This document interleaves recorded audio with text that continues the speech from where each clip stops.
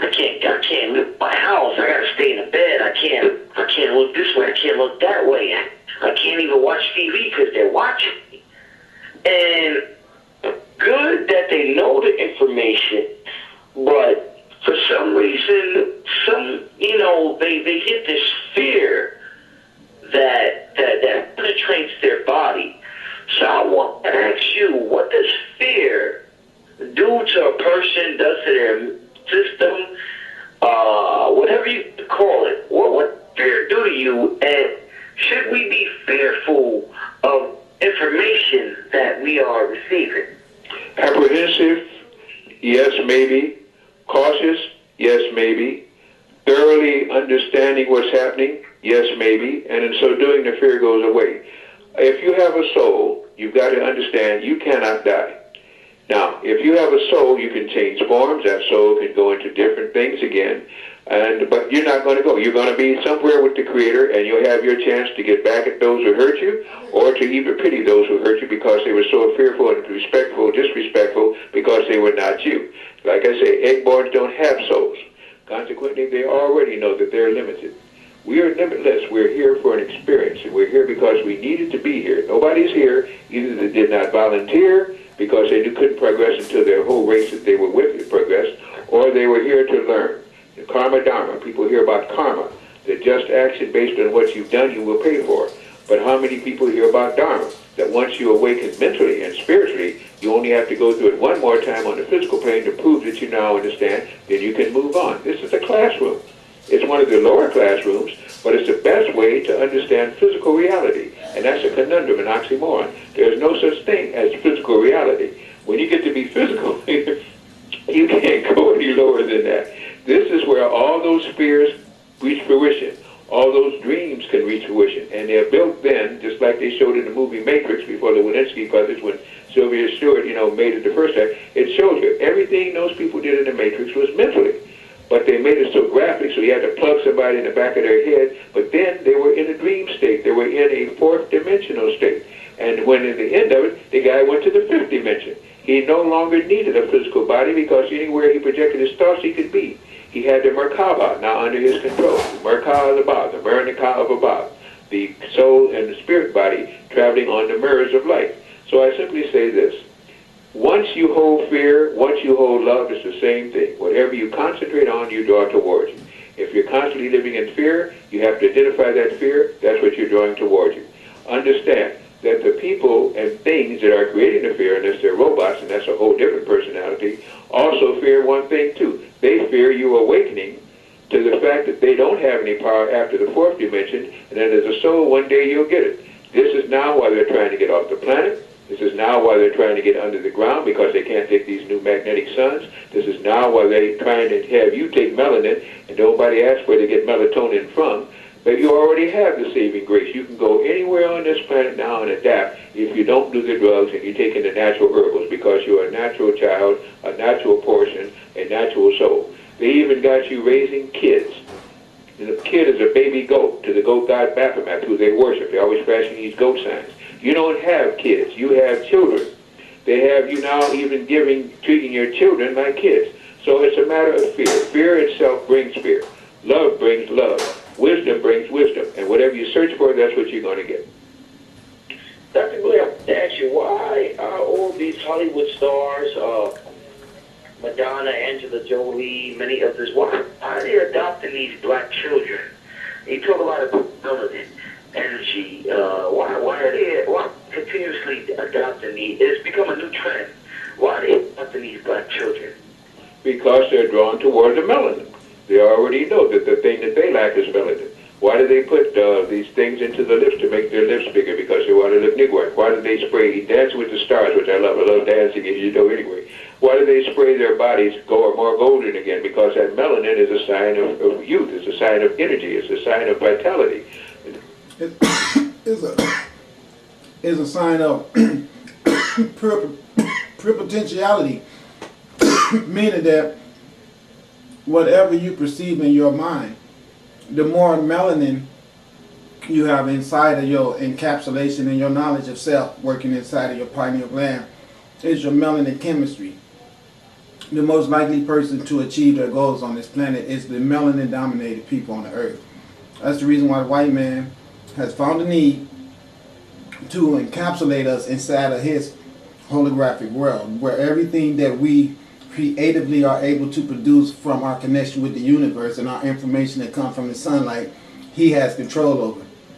The main thing he want to control is the women that produce the black babies. The control of the women that produce the black baby creates circumstances of derelict as to where black babies end up available for the purchasing by white women who can't have their own black babies because they have white men around them saying to them, bitch, you better not fuck that nigger. So since she can't produce it herself because of restraint that her man put on her, she goes out to the market and buy one. Modern day slavery. Go buy you a black child. We're privileged like that. We're white people. We control these niggers, and we will take their babies from them and sell them to the white women who we forbid to produce their own black babies. But here's the deal. The Federation has sent 7 constellations of starships here to kill you, white man. Sayonara, motherfuckers. They already know what they want to do. They've reached the heights now. They can make enough money to do what they want to do. They've reached stardom. Now they got to fulfill the soul vibration. They fulfill the physical vibration. Now they've got to do something, because once they leave, it doesn't matter what body they were in, it's what did they do. And they realize this because now they get a chance to think. Now they get a chance to dream. We stay so stressed out and busy, we don't get a chance to do much of anything. But notice your show is on. Your show is here. You've done it, so we can still do it. They're simply trying to emulate what you are, a melanated person awake. Interesting. Now, what is this 4th dimension that you continue to talk about? They're trying to trap us. From our limited information, we exist in the 3rd dimension, but you keep talking about the 4th dimension, and this 4th dimension, you're saying they're trying to trap us in. What is this 4th dimension you're speaking about? Well, by my understanding, there are 7 dimensions just in this particular galaxy. I might even say this constellation, because in a galaxy you might have a lot of things. And the 7th dimension, we're on the 3rd. The 3rd dimension is just simply a physical reality. Like I say, those are conundrums, those are oxymorons. Physical is not reality. We're on a planet that you can have things that change into other things. Let's call that morphing. You have a planet where you get seeds and things sprout from it, but in the seed itself is a pattern of what's going to be. It's like in the acorn is an oak. In our DNA is what we could be. But we have broken DNA, which lets us know that they had to break this DNA in order for us to stay on this planet. When we reunite that DNA and we start going up into the highest support of the tree of life, now this planet couldn't even begin to hold us. This is why we then could create the Merkaba, the Ka and the Ba of Allah, the vehicle of travel of light. We light in our mind. We're instantaneously wherever we think we are. That's what a God does. Now you're getting past 3rd dimension to 4th dimension. These devices that you see that we call UFOs, and some call it auroral fleets, and some have all kind of other names for it, are simply 4th dimensional devices using the basic magnetic field. We can actually use org energy, which is past any magnetism. We can begin to use ships of light and go and recreate anything we want. They can't do that. But when you have a soul, you can travel anywhere you want to. Now they realize that we're getting into the 4th dimension. That's what these new suns are bringing about. But once we get into 4th dimension, there's a dimension behind it. And I use the Matrix movie as a guide. The people were in what they call a 3rd dimension. They got into these chairs in this Matrix, plugged in, and then they began to live in their dreams and thoughts. That was 4th dimension. At the end of the 4th dimension, when Neo became one, Neo left the 4th dimension and went on to the 5th dimension. Our planet itself has been granted the right to go from the 3rd dimension to the 5th dimension. That's unheard of. That's like going from pre-kindergarten to postgraduate school. All in the next 4 years. We're already on that journey. That's what the 2010 so-called Mayan calendar, it's not a Mayan calendar, is supposed to be about. We're in the process of happening it already. That's why you have shows like this.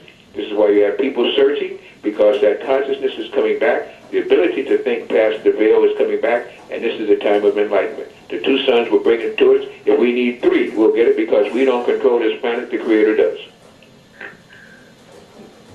Before we get into anything else, the questions, I have some people calling here. They've done calling.